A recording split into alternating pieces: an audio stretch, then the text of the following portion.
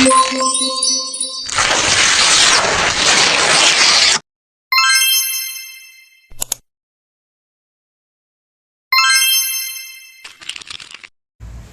yang salah harus dihukum biar adil buat semua kaum. Kami ucapkan Assalamualaikum, sambutlah pagi dengan tersenyum. Assalamualaikum warahmatullahi wabarakatuh. Perkenalkan, kami dari kelompok 10, saya Lila Ananta dengan NPM 21112108182. Saya Desi Fitriani dengan NPM 2111021102. Saya Muhammad Firhudala dengan NPM 21610210001. Dalam kesempatan kali ini kami akan membahas mengenai pasar barang dalam perekonomian terbuka. Pada tahun 2009, seluruh negara-negara di dunia mengkhawatirkan resiko resesi di Amerika Serikat. Namun kekhawatiran terbesar itu sebenarnya tidak tertuju pada Amerika Serikat, melainkan pada diri mereka sendiri. Bagi mereka, resesi Amerika Serikat menyebabkan ekspor yang lebih rendah ke Amerika Serikat sendiri, penurunan posisi perdagangannya, dan penumbuhan ekonomi yang lemah. Apakah kekhawatiran ini dapat dibenarkan? Dalam kurva tersebut jelas membenarkan hal ini. Resesi Amerika Serikat jelas mengakibatkan dunia untuk memahami apa yang terjadi. Kita harus memperluas perlakuan atas barang dan memperhitungkan keterbukaan dalam analisis pasar barang. Hal inilah yang akan kita bahas nanti. Permintaan domestik akan barang dan permintaan akan barang domestik terdengar serupa, tapi berbeda. Sebagian dari permintaan domestik mengacu pada barang asing, sedangkan sebagian dari permintaan asing mengacu pada barang domestik. Dalam perekonomian terbuka, permintaan akan barang domestik atau demand of domestic goods, Z itu diberikan oleh Z plus C plus I plus G minus IM per E plus X. Tiga suku pertama, yaitu konsumsi atau C, investasi atau I, dan pengeluaran pemerintah itu G, membentuk permintaan domestik akan barang atau domestic demand of goods. Jika ekonominya tertutup, C plus I plus G juga akan menjadi permintaan akan barang domestik. Ini sebabnya hingga saat ini kita hanya melihat C plus I plus G, akan tetapi sekarang kita harus membuat dua persamaan, penyesuaian. Pertama, kita harus menyingkirkan impor, bagian dari permintaan domestik yang mengacu pada barang asing dan bukan barang domestik. Kedua, kita harus menyertakan ekspor, bagian dari permintaan barang domestik yang berasal dari luar negeri. Hal tersebut disimbolkan X. Setelah menyebutkan 5 komponen permintaan atau demand, tugas kita berikutnya adalah mencari determinannya. Mulai dari 3 yang pertama, C plus I plus G. Kita dapat menggunakan deskripsi konsumsi, investasi, dan pengeluaran pemerintah yang dikembangkan sebelumnya. Jadi seperti ini. Kita mengasumsikan bahwa konsumsi bergantung secara positif pada pendapatan disposable E min T, dan bahwa investasi bergantung secara positif pada produksi Y, dan secara negatif pada suku bunga real yaitu R. Kemudian determinan impor merupakan bagian dari permintaan domestik yang mengacu pada barang asing. Mengapa? Karena jika pendapatan domestik yang semakin tinggi, itu akan mengakibatkan permintaan domestik juga semakin tinggi, yang mengakibatkan impor yang lebih tinggi. Impor juga bergantung pada kurs real. Kurs real yang lebih tinggi mengakibatkan impor yang lebih tinggi. Kita tuliskan impor sebagai berikut. Peningkatan pendapatan domestik atau Y itu menyebabkan peningkatan terhadap impor. Pengaruh positifnya pendapatan terhadap impor tersebut ditangkap oleh tanda positif di bawah Y dalam persamaan tersebut. Peningkatan kurs real juga menyebabkan peningkatan impor. Dampak positif dari kurs real terhadap impor ditangkap oleh tanda positif di bawahnya dalam persamaan tersebut. Kemudian determinan ekspor. Ekspor adalah bagian dari permintaan asing yang mengacu pada barang domestik. Kenapa? Karena pendapatan asing yang lebih tinggi berarti permintaan asing lebih tinggi akan semua barang, baik barang domestik maupun barang asing. Ekspor juga bergantung pada kurs real. Kenapa? Karena semakin tinggi barang domestik bentuk barang asing, makin rendah permintaan asing akan barang domestik. Kata lain, makin tinggi kurs real, semakin rendah ekspor. Anggaplah Y aksen melambangkan pendapatan asing, secara ekuivalen dan output asing. Kita dapat menuliskan ekspor sebagai berikut. Saya akan menampilkan beberapa kurva terkait hal-hal yang tadi saya jelaskan. Permintaan akan barang domestik dan ekspor bersih. Pada kurva A, permintaan domestik barang merupakan meningkat dari pendapatan atau output.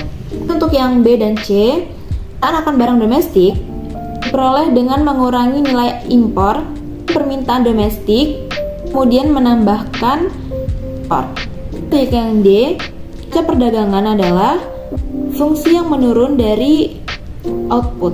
Gambar tadi memplot beragam komponen permintaan terhadap output dengan mempertahankan semua variabel konstan, suku bunga, pajak, pengeluaran pemerintah, output asing, dan kurs real yang mempengaruhi permintaan.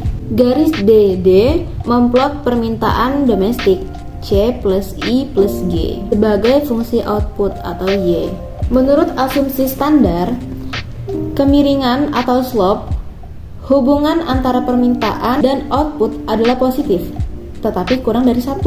Peningkatan output secara ekuivalen, peningkatan pendapatan meningkatkan permintaan namun dengan proporsi yang lebih kecil. Kemudian pada gambar B, garis AA mewakili permintaan domestik akan barang domestik. Jarak antara DD dan AA sama dengan nilai impor, karena kualitas impor naik bersamaan dengan pendapatan.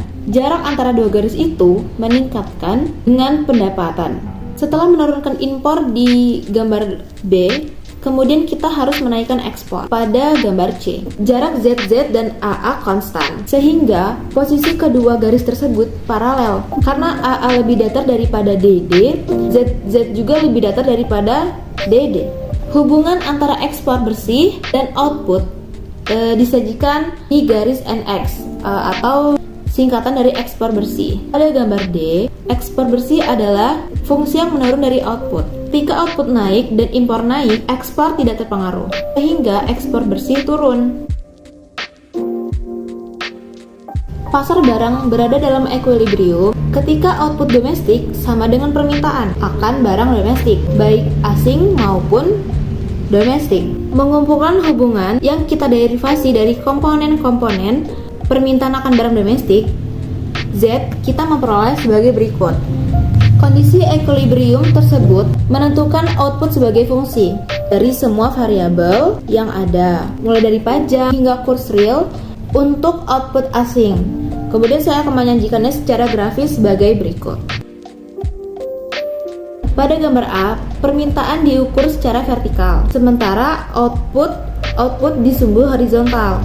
Garis ZZ memplot permintaan sebagai fungsi output.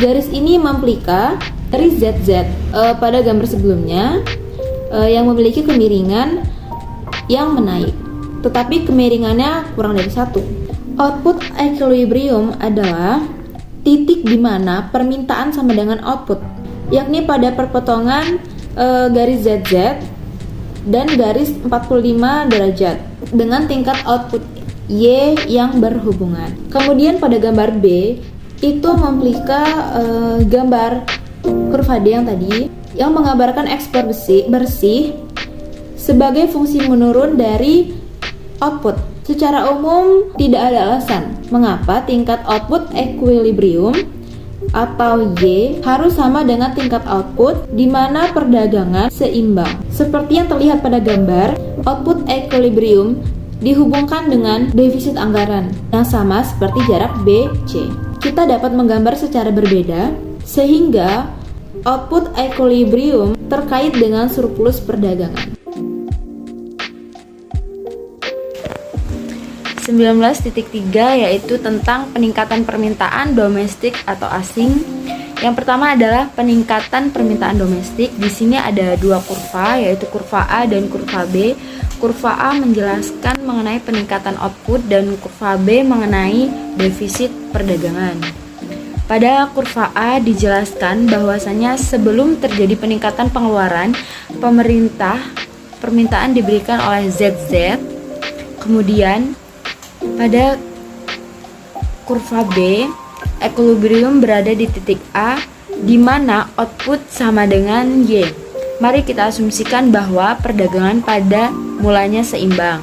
Meskipun seperti telah kita lihat, umumnya hal semacam ini tidak terjadi karena itu ada pada gambar B. Perbedaan penting yaitu yang pertama adanya dampak terhadap neraca perdagangan. Hal ini dikarenakan pengeluaran pemerintah tidak termasuk dalam hubungan ekspor maupun hubungan impor. Secara langsung, hubungan antara ekspor bersih dan output digambarkan pada kurva B tersebut, kemudian tidak bergeser. Jadi, peningkatan output dari Y ke Y aksen menghasilkan defisit perdagangan sama dengan BC, yaitu impor naik dan ekspor tidak berubah. Kemudian yang kedua adalah pengeluaran pemerintah sekarang bukan saja menghasilkan defisit perdagangan, tetapi juga dampak pengeluaran pemerintah terhadap output yang lebih kecil ketimbang yang dapat terjadi dalam perekonomian tertutup.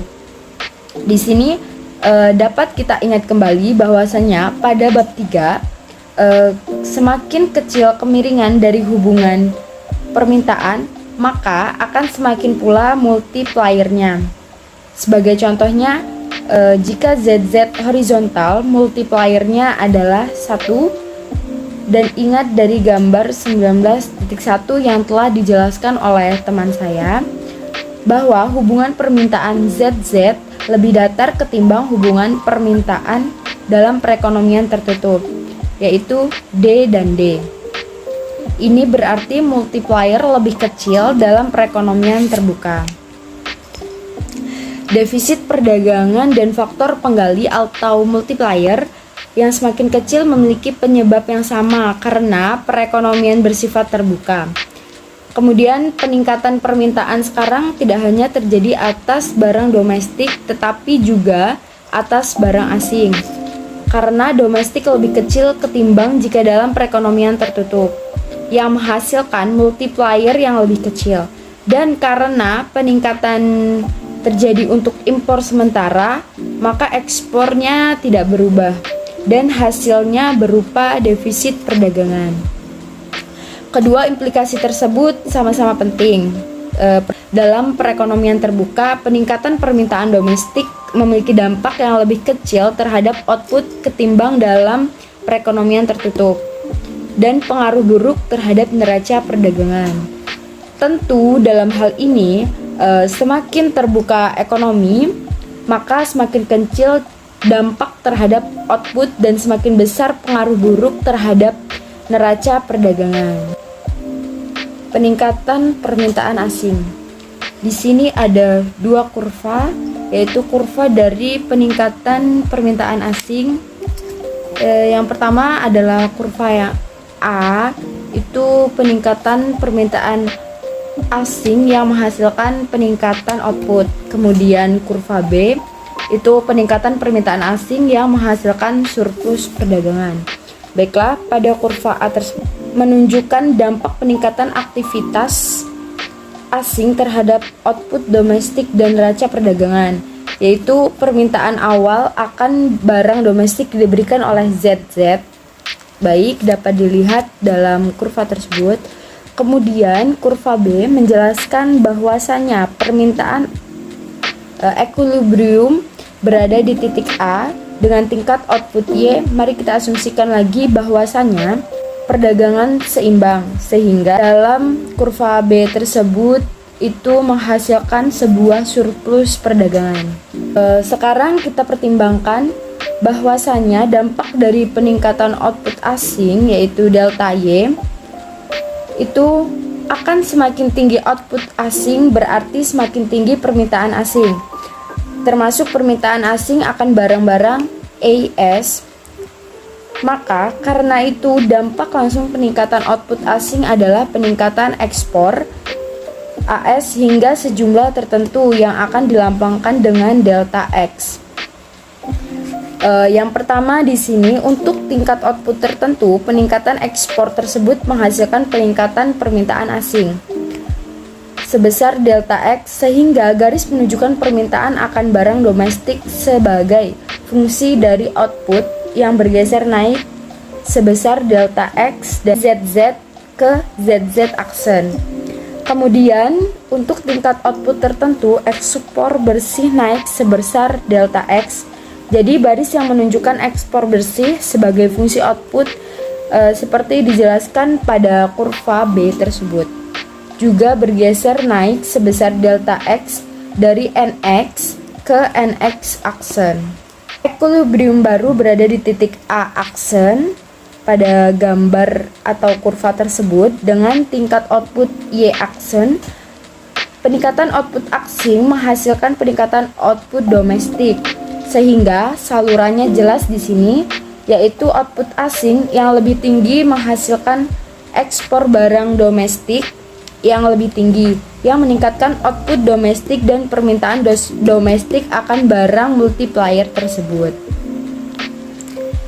Kemudian, apakah kira-kira yang terjadi pada neraca perdagangan tersebut? Di sini bahwasanya ekspor akan naik. Hal ini memungkinkan peningkatan output domestik akan menghasilkan peningkatan impor yang besar, sehingga sebenarnya neraca perdagangan menurun. Apakah iya? Tidak. Neraca perdagangan harus membaik. Hal ini untuk melihat mengapa, karena kita dapat memperhatikan ketika permintaan asing naik, maka permintaan akan barang domestik bergeser dari ZZ ke ZZ aksen. Tetapi garis DD yang memberikan permintaan domestik akan barang sebagai fungsi output tidak naik. Pada tingkat equilibrium equilibrium baru Y aksen, permintaan domestik diberikan oleh jarak DC dan oleh jarak CA aksen. Karena DD seharusnya di bawah ZZ aksen. Nah, hal ini tuh harus menghasilkan positif. Karena itu, meskipun impor naik, maka peningkatannya tidak meng-offset peningkatan ekspor dan memperbaiki neraca perdagangan. Kedua, interaksi tersebut memperumit tugas pembuatan kebijakan, yaitu yang paling terutama dalam kasus kebijakan fiskal. Baik, di bagian 19.4 ini kita akan bahas tentang depresiasi, neraca perdagangan, dan output. Nah, yang perlu kita ingat pertama yaitu ialah rumus Kurzweil. Rumus Kurzweil ialah Kurzweil sama dengan kurs nominal dikalikan dengan tingkat harga domestik dan dibagi dengan tingkat harga asing. Dalam jangka pendek, kita dapat mengambil dua tingkat harga, yaitu tingkat harga domestik dan tingkat harga asing.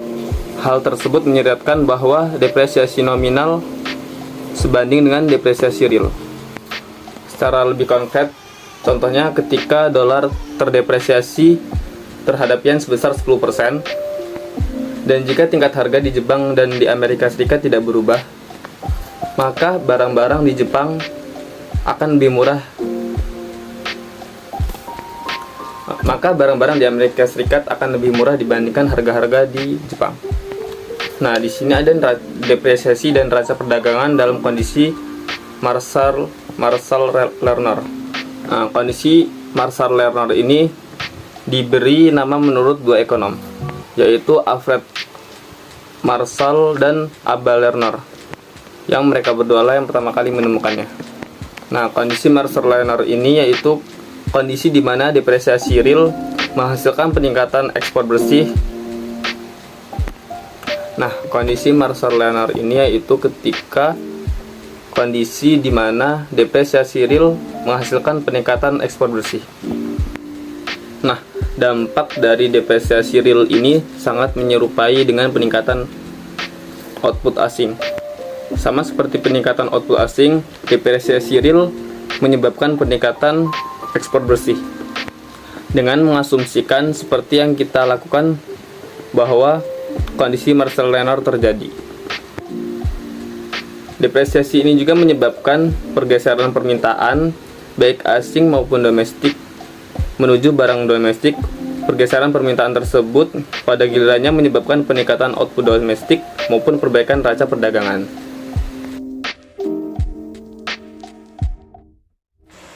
19.5 yaitu akan membahas mengenai dinamika kurva J. Di sini kita dapat melihat kurva J tersebut, neraca perdagangan depresiasi real awalnya akan menyebabkan penurunan baru, setelah itu perbaikan. Jadi kurva tersebut melukiskan penyesuaian tersebut dengan memplot evolusi neraca perdagangan sebagai respons terhadap depresiasi real, sehingga defisit perdagangan sebelum depresiasi adalah OA, yaitu garis tersebut dari O ke A. Kemudian pada awalnya depresiasi meningkatkan defisit perdagangan ke OB, E-nya turun, kemudian IM maupun X tidak berubah dengan segera, namun dengan berlalunya waktu, ekspor naik dan impornya pun akan turun, sehingga defisit perdagangan akan berkurang. Pada akhirnya, jika kondisi Marshall Lennard dipenuhi, neraca perdagangan akan meningkat melampaui tingkat awalnya. Inilah yang terjadi dari titik C pada gambar tersebut. Para ekonom merujuk proses penyesuaian tersebut sebagai kurva J, karena harus diakui dengan sedikit imajinasi, kurva dalam gambar menyerupai huruf J. Awalnya turun, kemudian akan naik. Ada beberapa fakta yang sangat jelas dalam kurva 7, yaitu kurs real dan rasio defisit perdagangan terhadap GDP Amerika Serikat pada tahun 1980 sampai 1990. Apresiasi real dapat depresiasi lanjutan yang besar dari tahun 1980 hingga 1990 dicerminkan dengan keterlambatan oleh peningkatan dan kemudian penurunan dalam perdagangan. Fakta tersebut yaitu yang pertama adalah pergerakan kurs real tercermin dalam pergerakan paralel ekspor bersih, yaitu apresiasi tersebut dihubungkan dengan besarnya peningkatan defisit perdagangan, dan depresiasi terakhir dihubungkan dengan besarnya penurunan neraca perdagangan tersebut. Kemudian yang kedua yaitu akan tetapi respon neraca tersebut terhadap perubahan kurs real terasa sangat lambat.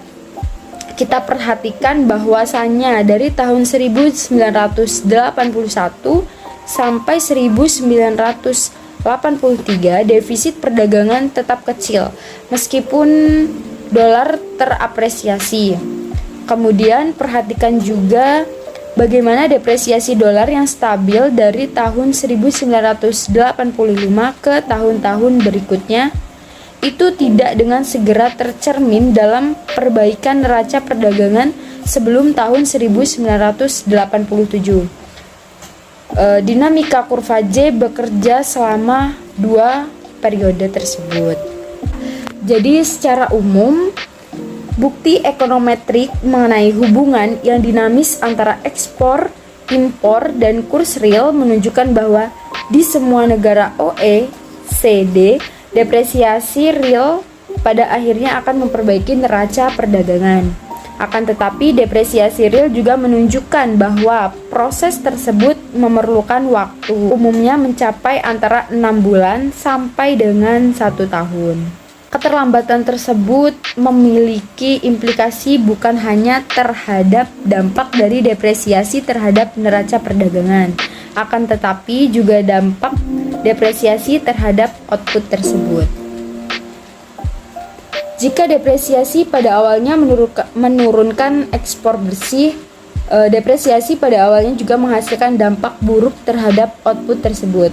Karena itu, jika pemerintah bergantung pada depresiasi, baik untuk memperbaiki neraca